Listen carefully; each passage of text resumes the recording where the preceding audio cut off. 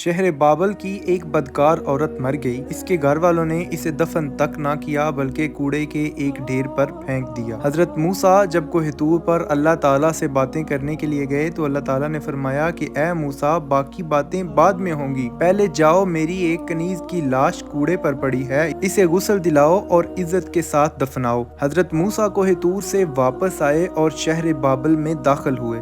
تلاش کرتے کرتے ایک جگہ پہنچے جہاں کوڑے پر ایک لاش پڑی ہے اور اس کے ارد گرد 4 کتے رکھوالی کر رہے ہیں تاکہ کوئی درندہ لاش کو پامال نہ کر سکے۔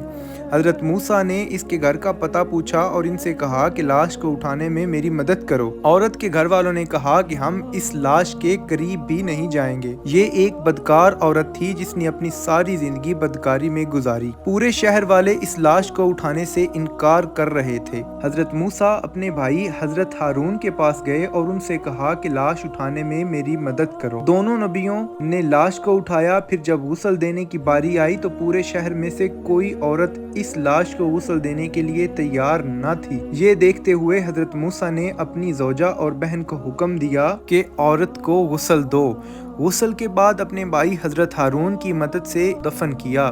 جیسے ہی آپ واپس آ رہے تھے تو شہر کے لوگ آپ کے سامنے آ گئے اور کہنے لگے کہ اے موسیٰ، یا تو ہمیں اس بات کی وضاحت دو بدکار عورت کو اتنی عزت کیوں دی، یا پھر آپ نے جو ہمیں کلمہ پڑھایا ہے ہم وہ واپس کرنے آئے ہیں۔ حضرت موسیٰ نے لوگوں سے فرمایا، اے شہر بابل کے لوگوں، جو حکم اللہ نے مجھے دیا میں نے اس کی تعمیل کر دی۔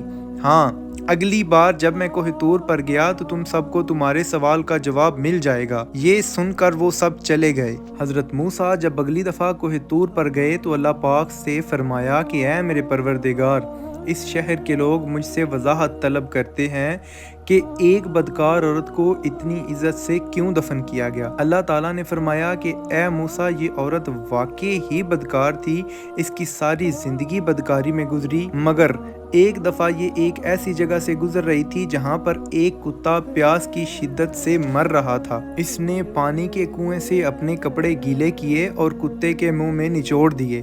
پیاسے کتے کے منہ میں جب پانی کے قطرے گرے اور اس کے جسم میں جان آئی، مجھے عورت کی یہ رحم دلی بہت پسند آئی۔ میں نے موت کے فرشتے کو حکم دیا کہ اس کی روح قبض کر لو تاکہ آئندہ کوئی بدکاری نہ کرے۔ میں نے اس کو وہیں پر معاف کر دیا۔ سبحان اللہ۔